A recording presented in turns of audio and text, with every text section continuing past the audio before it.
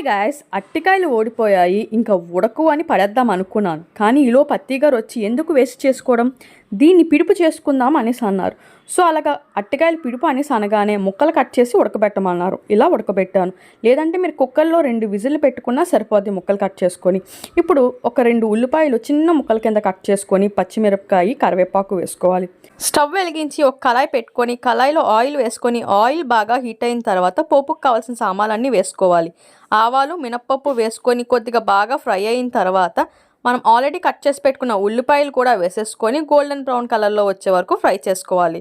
దాంట్లోకి కొద్దిగా పచ్చికారం, కొద్దిగా పసుపు, కొద్దిగా మసాలా పేస్ట్ వేసుకొని ఫ్రై చేసుకోవాలి. మసాలా పేస్ట్ అన్నది మీకు ఆప్షను, వేసుకుంటే వేసుకోవచ్చు, లేకపోతే లేదు. దాంట్లో కొద్దిగా కొత్తిమీర వేసేసుకొని మనం ఆల్రెడీ ఉడకబెట్టి పెట్టుకున్న అట్టికాయలను కూడా వేసేసుకొని తగినంత ఉప్పు వేసుకొని ఒక్కసారి బాగా కలిపేసుకోవడమే. టేస్టీగా చాలా బాగుంటుంది. మీరు కూడా ఒకసారి ట్రై చేసేయండి.